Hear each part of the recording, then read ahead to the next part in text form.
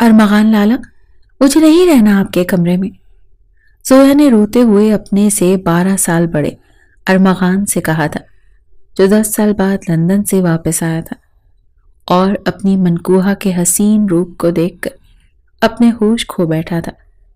ارمغان اس کے قریب آیا اور کہنے لگا، کیا کہا تم نے؟ تمہارا دماغ تو ٹھیک ہے؟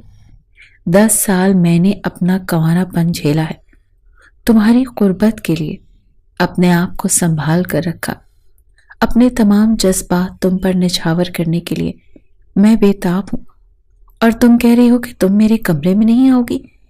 صرف 24 گھنٹے ہیں تمہارے پاس زویا، خود کو ذہنی اور جسمانی طور پر تیار کر لو۔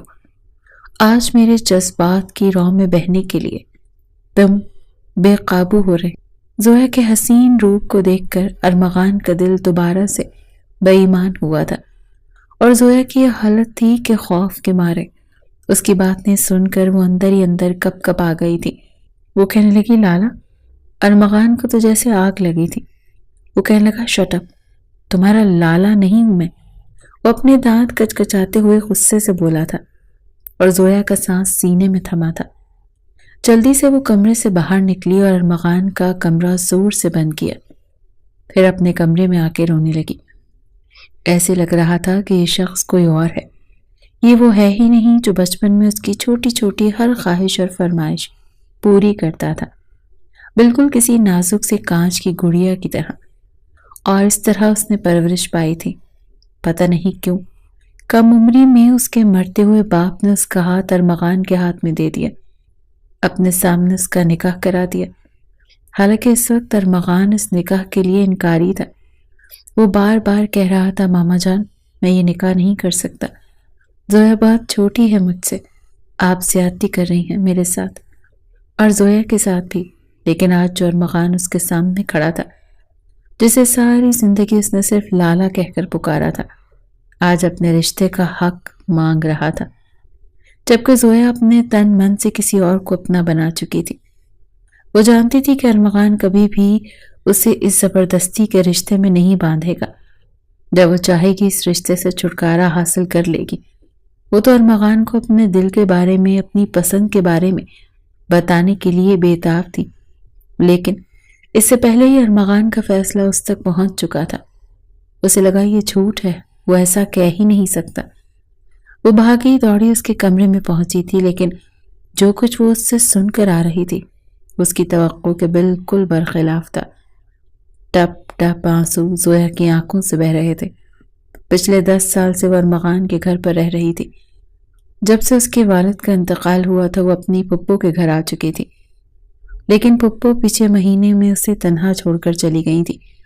ان 6 ماہ میں ارمغان نے کبھی بھی نظر نہیں ڈالی تھی، کبھی اسے اپنے رشتے کے بارے میں یاد نہیں کروایا تھا، بلکہ کئی بار اپنی والدہ فرحانہ بیگم سے بھی کہہ چکا تھا کہ اماں، یہ زبردستی کا رشتہ ہے، ماموں چاہتے تو بنا نکاح کے بھی زویا ہمارے گھر میں رہ سکتی تھی۔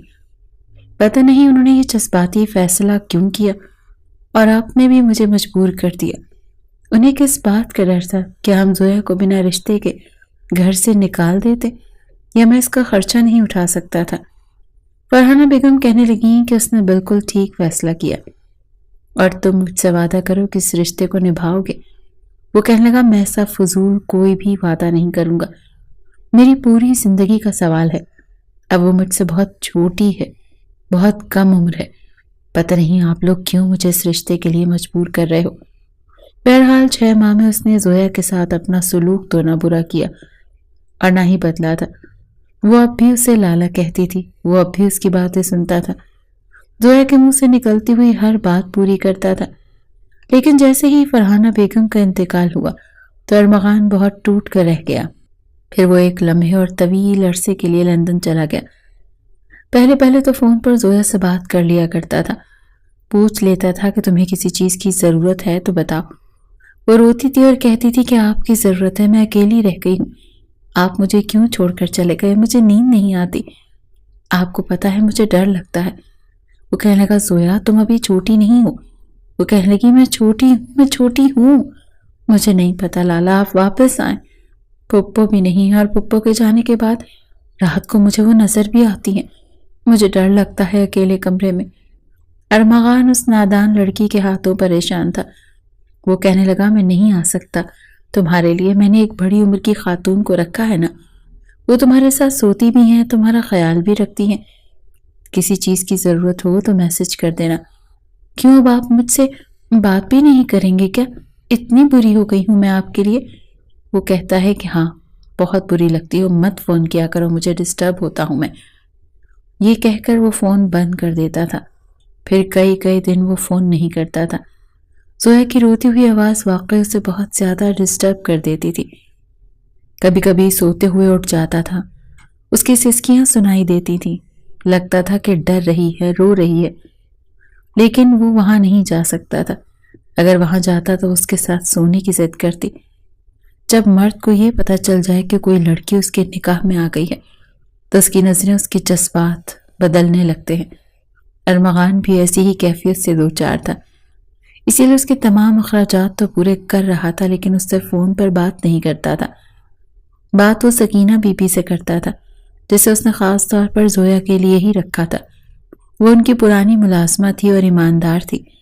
پھر پاکستان میں اس کا کوئی کاروباری سلسلہ نہیں تھا، اسی لیے ارمغان پہلے بھی جاب کرتا تھا، لیکن اپنی والدہ کے مجبور کرنے پر لندن نہیں جاتا تھا۔ وہ پاکستان میں ہی رہتا تھا، لیکن اب اسے خود کو اسٹیبلش کرنا تھا، اسی لیے وہ لندن جا چکا تھا۔ حالات پہلے سے کافی بدل چکے تھے۔ چھوٹا سا گھر اب ایک بنگلے میں تبدیل ہو گیا تھا۔ زویا شروع میں بہت روتی تھی، ارمغان کو بہت یاد کرتی تھی، اسے بار بار فون کرتی تھی، لیکن وہ اسے برے طریقے سے ڈانٹ دیتا تھا۔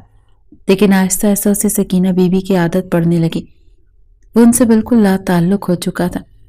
وہ جانتی تھی کہ ارمغان کو وہ شاید اچھی نہیں لگتی، بری لگتی ہے، یہ رشتہ اسے بوجھ لگتا ہے، اسی لیے اس کا ذہن بھی تبدیل ہونے لگا۔ آہستہ آہستہ وہ ارمغان کو بھولنے لگی تھی۔ اس کے ساتھ جڑے ہوئے رشتے پر اس کی کوئی بھی جذبات نہیں تھے۔ ابھی بھی وہ اسے لالا کہتی تھی، جانتی تھی کہ یہ رشتہ مجبوری کے تحت کیا گیا ہے۔ جب چھوٹی تھی تو صحیح لگتا تھا کہ شاید بنا نکاح نہ